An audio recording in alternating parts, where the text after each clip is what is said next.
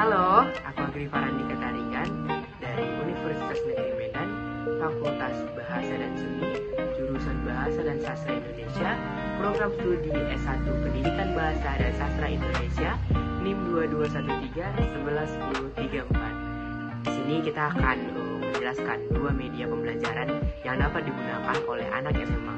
Yang pertama yaitu ada Brainly, yang kedua yaitu Google Classroom.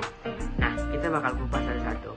Nah, Brainly adalah suatu perusahaan pendidikan berbasis teknologi dan sebuah situs web belajar yang dimana memungkinkan penggunanya untuk saling bertanya dan menjawab pertanyaan terkait dengan pembelajaran sekolah secara terbuka ke pengguna lain.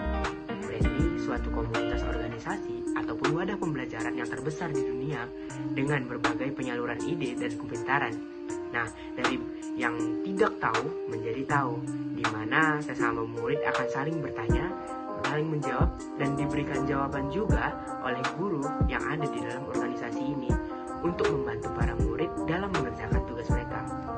Nah, Brainly dapat digunakan oleh Android, iOS, dan peramban web, di mana dia menyediakan 3 tingkatan pendidikan, yaitu SD, SMP, dan SMA, serta terdapat 25 kategori mata pelajaran yang ada di Brainly. Aplikasi Brainly ini tidak membatasi penggunanya untuk mata pelajaran tertentu.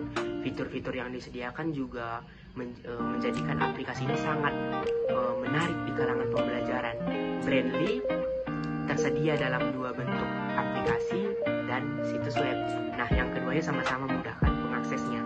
Namun meskipun penggunaan aplikasi Brainly ini dapat membantu peningkatan pemahaman peserta didik pada suatu mata pelajaran, jangan sampai menjadi ketergantungan sebuah aplikasi untuk peserta didik dengan tidak memanfaatkan media dan jumlah berlain sebagai bahan. Itu tadi adalah semua tentang Brainly, mulai dari pengertian, kelemahan, dan kekurangannya Brainly.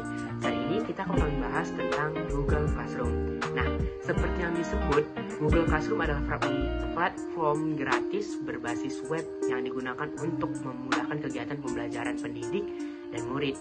Melansir dari Google for Education, Classroom memungkinkan para guru untuk mengatur dan menilai proses murid-muridnya sambil tetap terhubung dimanapun dan kapanpun. Karena berbasis web, platform ini otomatis sudah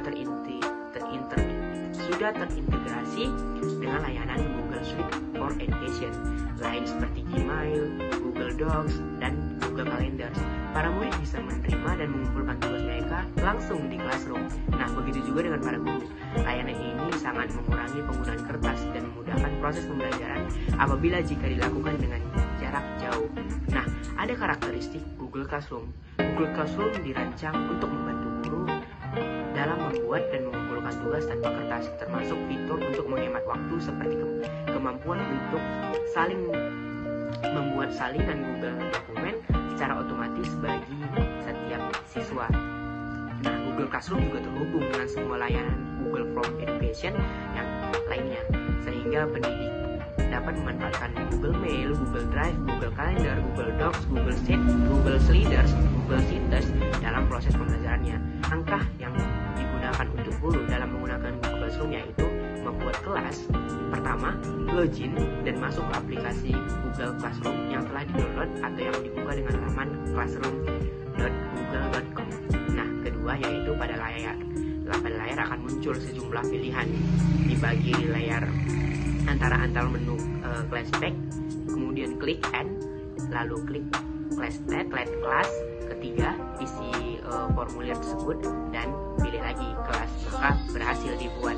Nah, untuk mengundang siswa, pertama kali pilih kelas yang bakal dibagikan. Kedua, lihat bagian pada bawah kiri judul kelas untuk menemukan kode kelas.